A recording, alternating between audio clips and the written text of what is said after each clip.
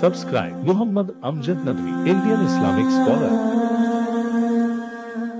بالله من الشيطان الرجيم بسم الله الرحمن الرحيم إنا فتحنا لك فتحا مبينا ليغفر لك الله ما تقدم من ذنبك وما تأخر ويتم نعمته عليك ويهديك صراطا مستقيما وينصرك الله نصرا عزيزا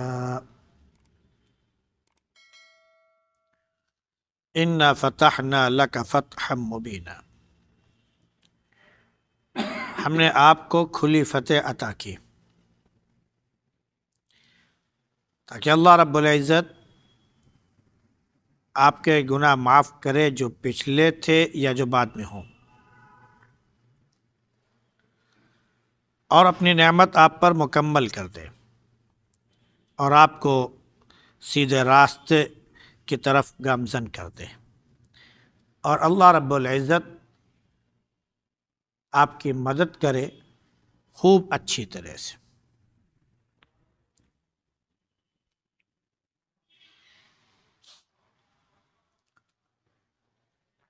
سورہ محمد کے بعد یہ سورہ فتح ہے۔ فتح کے مفہوم کئی ایک آتے ہیں۔ فتح لفظ جو ہے اس کے معنی آتے ہیں کھولنا، کوئی بھی چیز کھولنا، دروازہ کھولنا یا کوئی بھی بندش کھول دینا، یہ ساری چیزیں جو ہے وہ فتح ہے، کیونکہ فتح کے معنی کیا آتے ہیں؟ کھولنا۔ ہم لوگ مسجد میں داخل ہوتے ہیں تو کیا کہتے ہیں؟ اللہم افتح لی ابواب رحمتک، اے اللہ اپنی رحمت کے دروازے ہمارے لیے کھول دے۔ تو فتح کے معنی کیا ہوتے ہیں؟ کھول دینا۔ اس معنی میں بھی ہے یہ، اور دوسرے کی فتح ایک دوسرے مفہوم میں استعمال ہوتا ہے جو ہم لوگوں کے ہاں بالکل عام ہے اور اس عرف عام میں اس کو سب سمجھتے ہیں۔ وہ کیا ہے؟ کامیابی، جیت۔ جب کہیں پر کسی سے مقابلہ ہو، وہاں پر کامیابی مل جائے تو کیا کہتے ہیں کہ فتح حاصل ہو گئی۔ تو اس معنی میں بھی ہے۔ تو اس سورہ کا نام سورہ فتح رکھا۔ اللہ رب العزت نے اپنے نبی صلی اللہ علیہ وسلم کو بعد میں جو آنے والے حالات تھے جو اسلام کے لیے سہولت اور آسانی کا ذریعہ تھے، ان حالات کو دیکھتے ہوئے اللہ رب العزت نے فرمایا کہ ہم نے آپ کو کھلی فتح دے دی۔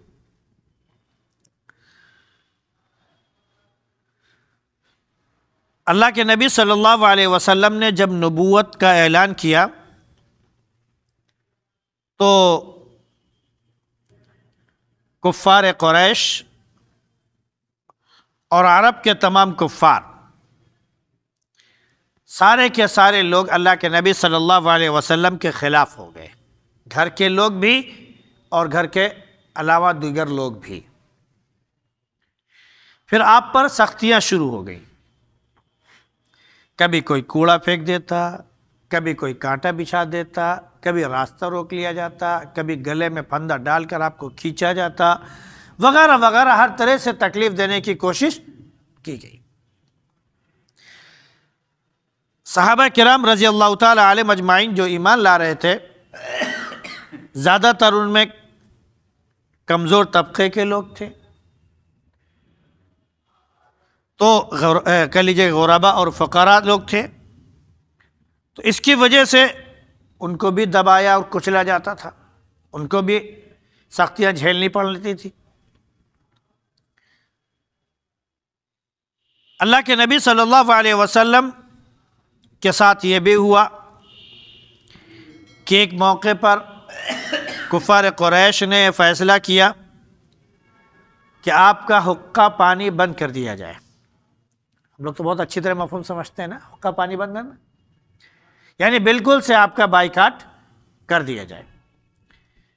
اور بائیکاٹ بھی کس طرح کہ ایک تو یہ کہ رشتہ داری بھی نہیں نبھائی جائے گی، کوئی ملنے بھی نہیں جائے گا، وہ جس حال میں بھی ہوں جیسے بھی ہوں، دانا کھانا پانی وہ تک ان کو نہیں دیا جائے گا، اور جو پہنچائے گا اس کے خلاف سخت کارروائی کی جائے گی.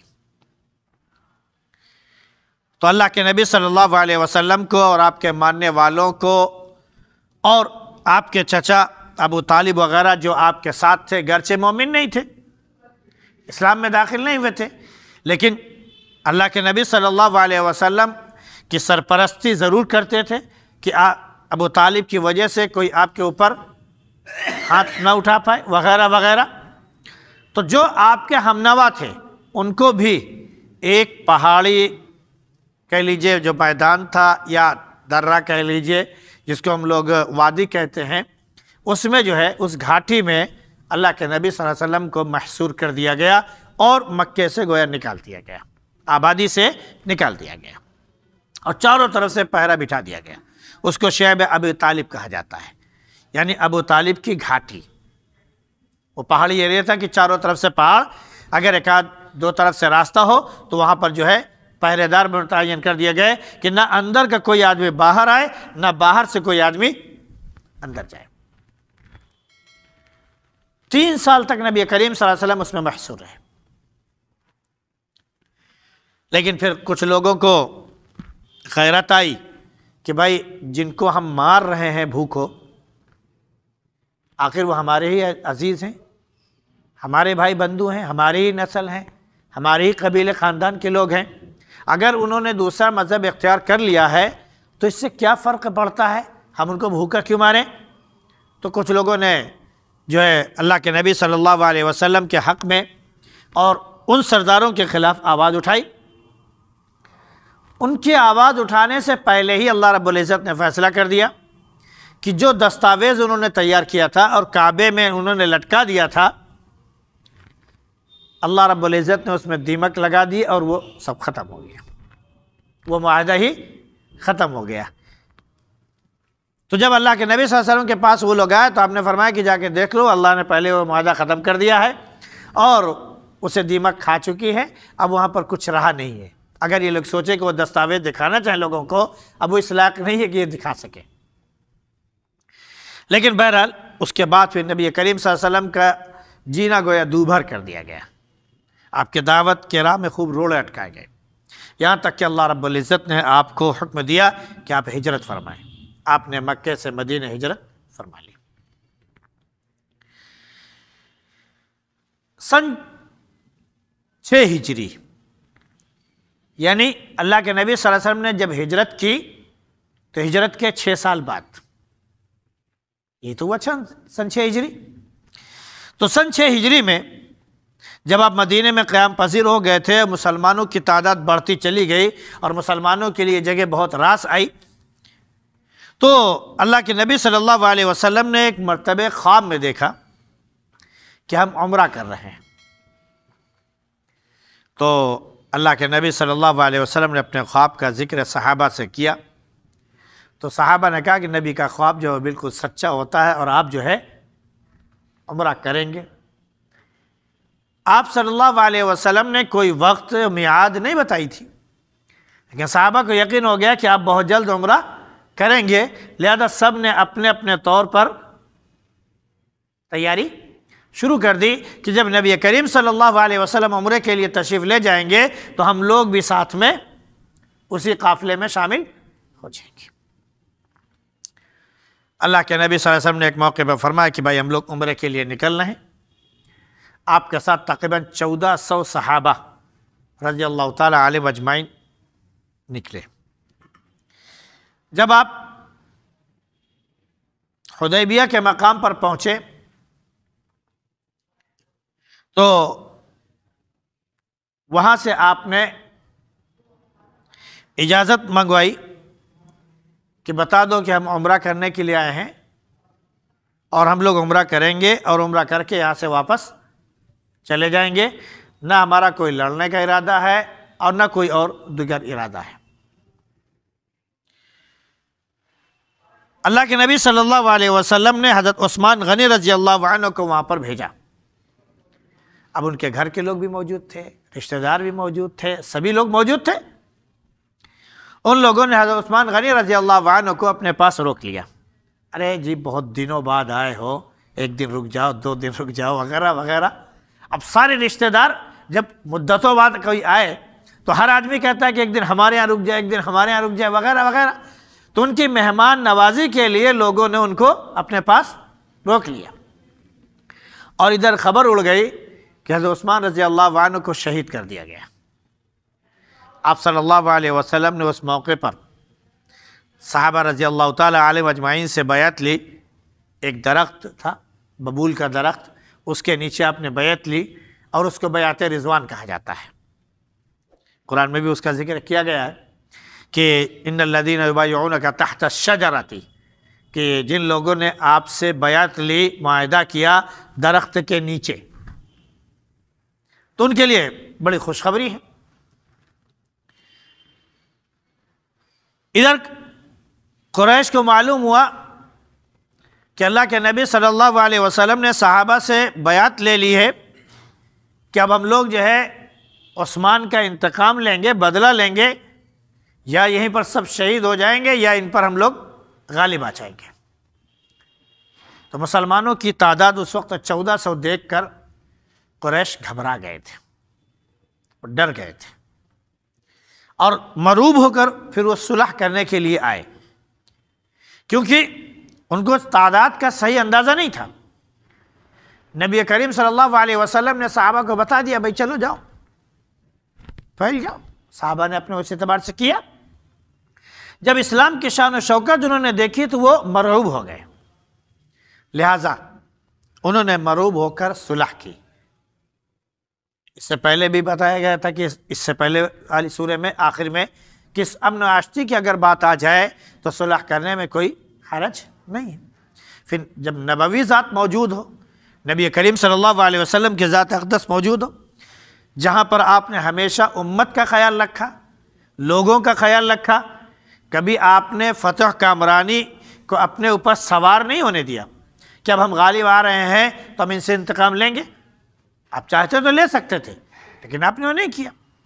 صلح کے دوران حضرت عمر بن خطاب رضی اللہ عنہ جیسے لوگ جو ہے بہت مضطرب اور بے چین بھی ہوئے، بہت غمزدہ ہوئے، ان کو اس اعتبار سے گویا کہ ملال ہوا، غصہ بھی آیا کہ جب ہم لوگ غالب آ چکے ہیں تو ہم لوگوں کو اس طرح دب کر صلح کرنے کی ضرورت کیا تھی؟ لیکن نبی کریم صلی اللہ علیہ وسلم نے بعد کے حالات کو دیکھا، اس اعتبار سے آپ نے صلح فرمائی۔ بہرحال جب آپ نے صلح کی تو صلح جو ہے بظاہر مسلمانوں کے خلاف اور کافروں کے حق میں تھی، بظاہر، کیونکہ اس میں جو شرطیں لگائی گئی تھیں وہ بہت کڑی شرطیں تھیں۔ اس کے بعد اللہ کے نبی صلی اللہ علیہ وسلم کو یہ حکم ہوا کہ اس سال تو ہم آپ کو کیا بولتے ہیں عمرہ کرنے نہیں دیں گے، ہاں اگلے سال اس معاہدے کے تحت جو ہے آپ عمرہ کرنے آ سکتے ہیں۔ تو اللہ کے نبی صلی اللہ علیہ وسلم نے وہیں پر جو ہے قربانی کا جانور جو لے کے گئے تھے وہیں پر قربانی کی، اور وہیں پر سے آپ واپس آ گئے، اور اس کے بعد پھر اگلے سال آپ گئے۔ لیکن اس صلح میں جو بات آئی تھی وہ بہت وہ تھی، وہ یہ تھا کہ سب سے بڑی جو اللہ رب العزت نے کامیابی عطا کی صلح میں یہ بات تھی کہ 10 سال کے لیے یہ معاہدہ کیا جاتا ہے کہ ہم لوگ آپس میں ایک دوسرے سے جنگ نہیں کریں گے، یعنی نہ آپ ہمارے خلاف تلوار اٹھائیں گے نہ ہم آپ کے خلاف تلوار اٹھائیں گے۔ دوسری بڑی بات اس کے اندر یہ تھی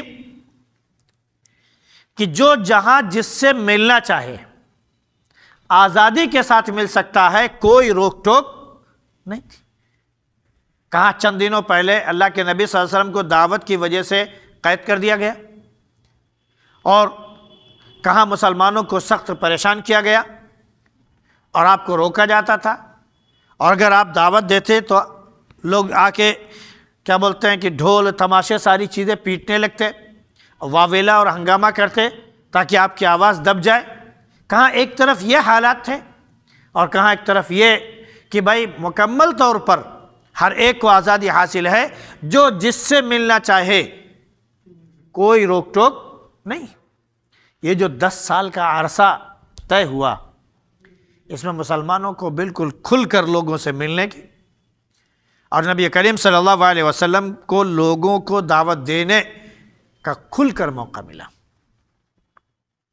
چنانچہ آپ صلی اللہ علیہ وسلم نے جب لوگوں کو دعوت دینا شروع کر دی اور لوگوں نے آپ سے ملنا جلنا شروع کر دیا تو لوگ جوق در جوق، لوگ مطلب کہ پوری فوج، پوری جماعت، پورا قبیلہ نبی کریم صلی اللہ علیہ وسلم کی خدمت میں حاضر ہوتا اور اسلام قبول کرتا. اذا جاء نصر اللہ والفتح ورأيت الناس يدخلون في دين الله افواجا فسبح بحمد ربك واستغفر. یہ فرمایا اللہ نے کہ جب آپ دیکھیں کہ اللہ کی مدد آ گئی اور فتح مل گئی، اذا جاء نصر اللہ والفتح، اور فتح بھی آپ کو مل گئی، مدد کی شروعات بھی ہو گئی، یا یہ کہہ لیجئے کہ آپ کو کامیابی بھی مل گئی، تو اس وقت کیا ہونا چاہیے؟ اور آپ یہ دیکھیں کہ لوگ جو ہے جوق در جوق اسلام میں داخل ہونے لگے ہیں، تو اے نبی اس وقت آپ کو اکڑ کر خوش فہمی میں مبتلا ہونے کی ضرورت نہیں ہے، بلکہ فسبح بحمد ربک، بلکہ اپنے رب کی حمد کے ساتھ تسبیح بیان کیجئے، واستغفرہ، اور اس سے استغفار کیجئے، یعنی گناہوں کی معافی مانگیے. انہ کان توابا، اللہ رب العزت بہت معاف کرنے والا ہے.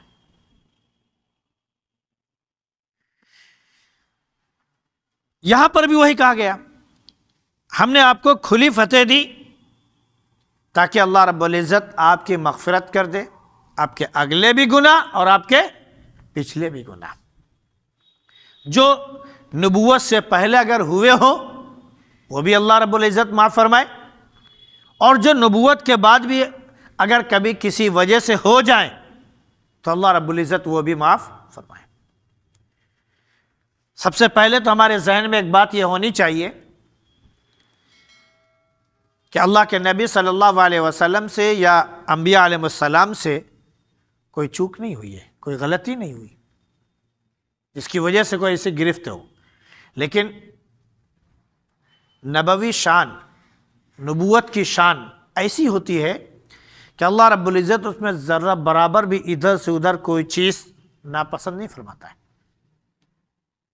اللہ کے نبی صلی اللہ علیہ وسلم کو تمام لوگوں کا نبی بنا کر بھیجا گیا، تو گویا کہ ہر عام، ہر خاص، ہر ایک کے آپ نبی ہیں، اور ہر ایک کا یہ حق ہے کہ وہ آپ کے پاس آئے اور اسلام قبول کرے اور آپ اس کو اسلام میں داخل کریں اور اپنا امتی بنائیں. اللہ کے نبی صلی اللہ علیہ وسلم نے ایک موقع پر کفار قریش کو جب آپ دعوت دے رہے تھے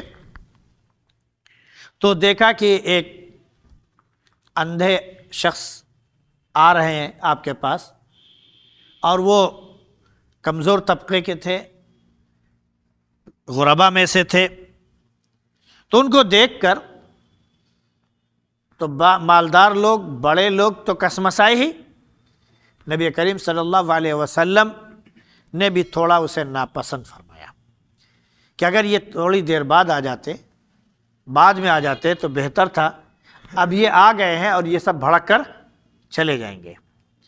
اللہ کے نبی صلی اللہ علیہ وسلم کے صرف ذہن میں یہ بات آئی تھی، اللہ رب العزت نے فوراً ناراضگی کا اظہار فرما دیا.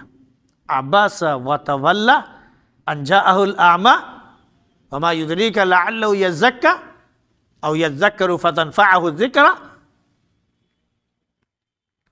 بس منہ پھیر لیا، منہ گھما لیا، صرف اس بات پر کہ ایک اندھا آ گیا. تمہیں کیا پتا کہ وہ آیا اس لیے تاکہ اپنے دل کی صفائی کرے، یعنی اسلام قبول کرے، ایمان کا نور اپنے اندر لے آئے، یا پھر اس کے بعد نصیحت اس کو جو ہے فائدہ پہنچائے. لیکن جو لوگ بے نیازی اختیار کر رہے ہیں، اما من استغنا، جو لوگ آپ سے دور بھاگ رہے ہیں، آپ ان سے کہہ رہے ہیں کہ اسلام میں آ جاؤ، کہہ رہے ہیں ہٹو یہاں سے، نکلو یہاں سے، اما من استغنا، جو آپ سے بیزاری کا اظہار کر رہے ہیں، فانتلو تصدا، آپ ان کے پیچھے پڑے ہوئے۔ اللہ نے فوراً ناراضگی کا اظہار کیا۔ ایک موقع پر نبی کریم صلی اللہ علیہ وسلم سے بہت سے لوگوں نے سوال کیا، تو آپ صلی اللہ علیہ وسلم نے اس کے جواب کے لیے فرمایا کہ کل بتائیں گے۔ اللہ رب العزت کو اپنے نبی کی یہ بات، یہ ادا پسند نہیں آئی، کیونکہ نبی ہمیشہ اللہ کی ذات پر بھروسہ رکھتا ہے، اور اللہ رب العزت جو ہے اپنے نبی کی عزت کی لاج بھی رکھتا ہے، ایسا نہیں ہے۔ جب نبی کریم صلی اللہ علیہ وسلم اللہ کی ذات پر بھروسہ رکھتے ہیں اور آپ سے زیادہ کوئی بھروسہ رکھنے والا نہیں ہے، تو اللہ رب العزت نے گویا کہ یہ اشارہ فرما دیا کہ آپ کو یہ چاہیے تھا کہ آپ نے جو کہا کہ کل ہم آپ اس کا جواب دیں گے، تو آپ وحی کے منتظر تھے، اور جب تک وحی آپ کے پاس نہیں آئے گی اس کا جواب آپ کے پاس نہیں ہوگا، تو آپ کو یہ کہنا چاہیے تھا کہ انشاءاللہ اس کا جواب ہم آپ کو کل دیں گے۔ ہم فرشتوں کو پیغام دے کر بھیجتے کہ جاؤ ہمارے حبیب کو، ہمارے نبی کو یہ جواب دے دو، تاکہ کفار قریش کو اور دیگر لوگوں کو سنا دیا جائے۔ لیکن اللہ کے نبی صلی اللہ علیہ وسلم کی زبان سے نکلا کہ کل جواب دیں گے۔ اللہ نے وحی روک دی، 1 دن 2 دن 3 دن، غالباً 15 دن تک وحی نہیں آئی۔ آپ صلی اللہ علیہ وسلم بہت بے چین کہ جبریل امی تو فوراً آ جایا کرتے تھے، کون سی چوک ایسی ہو گئی کہ جبریل امی نہیں آ رہے؟ آخر جب آپ کی بے چینی حد سے بڑھ گئی، اللہ سے لو لگ گیا، تب اللہ رب العزت نے اپنے فرشتے، مقرب فرشتے حضرت جبریل علیہ السلام کو بھیجا، اب جاؤ میرے نبی کے پاس، اور سب سے پہلے پیغام دو، لا تقولن لشیء انی فاعل ذلک غدا الا ان یشاء اللہ۔ اب آج کے بعد کبھی مت کہنا کہ میں کل جواب دوں گا، میں یہ کال کروں گا، ہاں اس کے ساتھ ضرور انشاءاللہ کہنا۔ پھر اس کے بعد اس کا جو سوال تھا اس کا جواب دیا گیا۔ تو گویا کہ مسلمانوں کو ایک تعلیم دے دی گئی کہ کبھی غرور میں آ کر یہ نہ کہے کہ میں کل کر کے دوں گا، بلکہ ہر جگہ ہمیشہ کیا کہے؟ انشاءاللہ۔ تو یہ اس طرح کی باتیں ہیں جو اگرچہ غلطی نہیں تھی، لیکن اللہ رب العزت کو ناپسند ہو گئی، تو اللہ نے فرمایا کہ آپ کے اگلے پچھلے سارے گناہ معاف فرما دیں۔ اللہ کے نبی صلی اللہ علیہ وسلم کو جب یہ آیت نازل ہوئی تو بہت خوشی ہوئی، بلکہ آپ نے خوشی کا اتنا زیادہ اظہار فرمایا جس کی کوئی حد نہیں۔ تو صحابہ رضی اللہ تعالی علیہم اجمعین آپ سے یہ کہا کرتے تھے کہ اللہ کے نبی، اللہ رب العزت نے آپ کے اگلے پچھلے سارے گناہ معاف فرما دیے، تو پھر آپ اتنی محنت کیوں کرتے ہیں؟ پھر آپ اتنا رات بھر عبادت کیوں کرتے رہتے ہیں؟ پھر یہاں تک کہ آپ کے پاؤں جو ہے سوج جاتے ہیں، ورم آ جاتے ہیں۔ ہم میں سے تو کوئی شخص اتنی عبادت نہیں کرتا ہوگا جس کی وجہ سے اس کے پاؤں میں ورم آئے، لیکن جو لوگ عمرہ کرنے گئے، حج کرنے گئے، وہ جانتے ہیں کہ وہاں پر اتنا چلنا پڑتا ہے طواف کے لیے، عمرے کے لیے، کہ اس کے پاؤں میں سوجن آ ہی جاتی ہے۔ یہ عام طور سے ہوتا ہے۔ اللہ کے نبی صلی اللہ علیہ وسلم نے فرمایا کہ افلا اکون عبدا شکورا، اگر اللہ نے ہم سے کہہ دیا کہ ہم آپ کے سارے گناہ معاف کر چکے ہیں، اگلے اور پچھلے سب، تو کیا اس کے نتیجے میں ہم اس کے شکر گزار بندے نہ بنے؟ تب تو ہمارا اور بھی زیادہ فرض بنتا ہے کہ ہم اس کا شکر ادا کریں۔ ہم اس لیے شکر کے طور پر اللہ رب العزت کی عبادت میں لگے ہوتے ہیں۔ تو اللہ رب العزت نے فرمایا کہ یہ کھلی فتح جو عطا کی ہے اس وجہ سے ہے کہ آپ کے اوپر اپنی نعمت مکمل کر دے، اور آپ کو نبوت کا، دعوت کا، اور کیا بولتے ہیں کہ بادشاہت اور حکومت کا جو بھی راستہ ہے وہ سب آپ کے لیے آسان فرما دے۔ اللہ رب العزت نے بالکل وہ آسان کر دیا، یہاں تک کہ اس فتح کے بعد یہ تو ایک اشارہ تھا کہ دیکھو ہم نے فتح کا آغاز کر دیا۔ اس کے بعد 7ویں ہجری میں اللہ کے نبی صلی اللہ علیہ وسلم نے یہودیوں کا ایک علاقہ تھا اسے فتح کیا، اور سن 8 ہجری میں جب کفار قریش نے معاہدہ توڑ دیا، جو معاہدہ ہوا تھا اسے توڑ دیا، تو نبی کریم صلی اللہ علیہ وسلم نے ان کے اوپر چڑھائی کی اور مکہ فتح کر لیا۔ اصل اس مکہ کے فتح کی طرف یہ اشارہ کیا گیا ہے کہ انا فتحنا لک فتحا مبینا، ہم نے آپ کو مکمل طور پر کھلی طور پر فتح دے دی۔ اللہ رب العزت اس کے ذریعے گویا کہ آپ کی زبردست مدد کرنا چاہ رہا تھا، اور وہ اللہ رب العزت نے آپ کی مدد کی ہے۔ تو یہ مسلمانوں کے لیے ہمیشہ یہ گویا کہ وہ ہے کہ صلح، صفائی، امن و آشتی کی بات یہ مسلمانوں کے حق میں ہمیشہ بہتری کا ذریعہ اور سبب رہی ہے۔ اس لیے اگر کوئی ایسا موقع آئے تو ہمیشہ اس میں آگے بڑھنا چاہیے، اور جب بھی خیر کا معاملہ ہو اس میں آگے بڑھیں، اللہ رب العزت اس میں پھر مکمل طور پر کامیابی عطا فرماتا ہے۔ تو یہ گویا کہ فتح جو اللہ رب العزت نے آپ کو عطا کی، اور فتوحات کا جو سلسلہ شروع ہوا اس کا آغاز اللہ رب العزت نے صلح حدیبیہ سے کیا، تو اسی کی طرف یہ اشارہ کیا گیا ہے، اور اسی کے نام پر اس سورہ کا نام سورہ فتح رکھا گیا ہے۔ اللہ رب العزت ہم سب کو اپنے حبیب صلی اللہ علیہ وسلم کی سچے تابعداری نصیب فرمائے۔ سبحان اللہ بحمدی، سبحانک اللہم بحمدک، ونشہد ان لا الہ الا انت نستغفرک ونتوب الیک۔